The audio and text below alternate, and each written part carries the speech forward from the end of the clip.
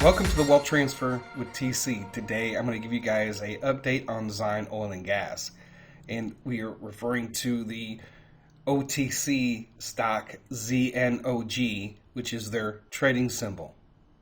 I'm really excited about what's going to take place within the next 3 months, and everything that we have hoped for, everything that we have been looking for is going to be happening within the next 3 months. So let's go ahead and get right into this. But before I do, folks, I'm not a financial advisor. I am just sharing information, giving you my thoughts and my opinions on that information. And if you guys like these videos that I make, the support links are down below in the description and also the About section. Zion Oil and Gas is a OTC stock. So anytime that you are buying OTC stocks, if you actually use your bank account to transfer money over, usually you won't be able to buy OTC stocks for anywhere between 24 to 48 hours. You won't be able to use those funds to buy OTC stocks. It's just the way that it works. There are other ways of getting around that. But generally, if you're going to buy any OTC stock and you do a bank transfer, it usually takes about 24 to 48 hours, at least on Fidelity, in order for me to do that. So if I initiate a transfer on Monday morning, sometimes I might be able to use it Tuesday morning, or I won't be able to use it until Wednesday morning. So Zion Oil and Gas is sitting at 0.056.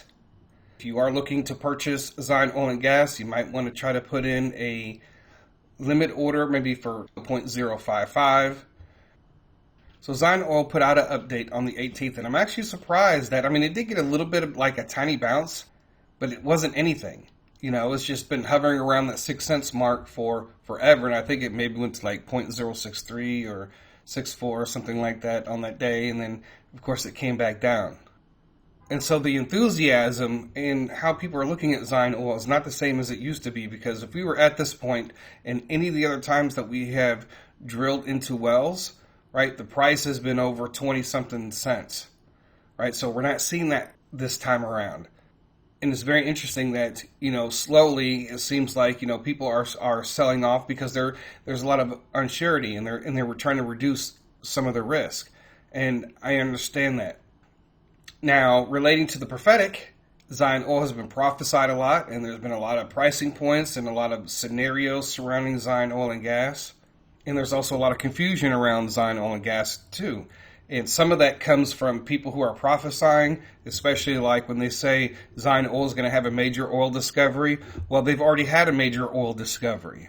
The thing with the Zion Oil is there's tons of oil down there. Now, there could be more than what they're saying, or what has been said in the past. But we know there's a lot of oil there already. So if they announce some type of, this is how much there is, and this is the true fact, and it's more than what we had heard before, it should come as no surprise. The fact is, there's plenty of oil. They just have to get it from where it's at to the surface and be able to have a viable well that is pumping enough barrels per day in order to have a viable well. It has to produce so much. All right, let's get right to their update. July 18th was last Thursday. As of writing this update, field operations remain on schedule, and our rig is now positioned over the MJ01 well bore. Repairs and maintenance, as well as inspection of the rig, have all been completed successfully. All necessary wire equipment for the project has been mobilized, with additional essentials items from India, China, Romania, and Greece currently in transit for the final stages of the operation. Lord willing, this week will mark a significant milestone as we actually re-enter MJ01 wellbore. This initial phase of the recompletion project involves drilling out the plugs and nearly 625 meters or 2,050 feet of cement in the well. This process should take us to the end of the month, at which point we will run a series of wire tests and casing integrity tests to ensure that the wellbore has withstood the past 6 years of high temperature. If all goes expected, we will then proceed with the perforation, the stimulation, and the testing portion of the project. Based on our planning and careful preparation, we hope and anticipate the project will move toward completion at a reasonably efficient pace at that stage. Please note, of course, the ongoing conflict in the north of Israel may cause unexpected changes to our schedule, so we will need to remain flexible. Your prayers and support are invaluable as we press forward in these unprecedented times. We are excited for the future, and we'll share more updates with you in the coming weeks. And that comes from Robert Dunn, the CEO.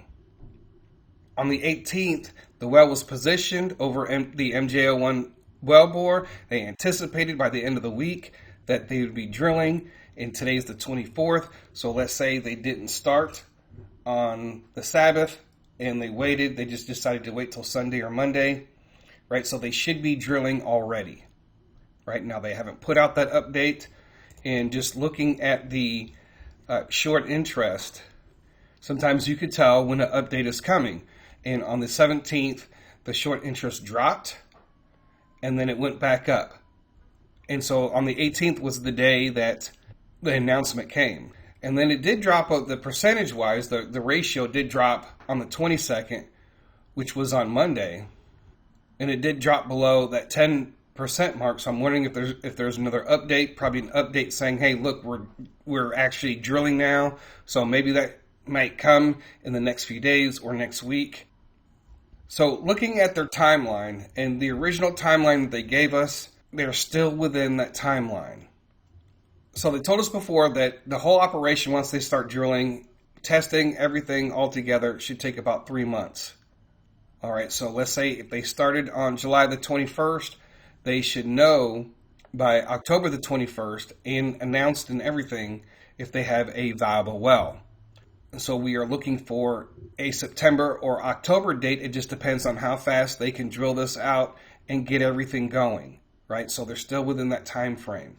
There could be delays to announcement if it's a viable well, and that for some reason the Israeli government wants to hold off any type of announcement.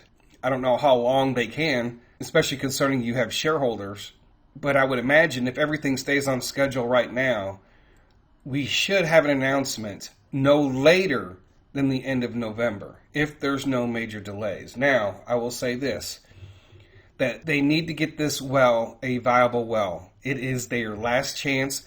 I don't believe as a company that they will survive if this well is not a successful well, if it's not a viable well. And they're going to do everything they can. So let's say they get to a certain point and they're saying, man, we can't get this thing going. They're going to keep trying and trying and trying, right? So they might take a whole extra month just to try to get a viable well. So we will be looking for certain things as we get closer to the end of the 3 months. And that is any insider buying or selling, any hedge funds or institutional investors either heavily shorting or buying.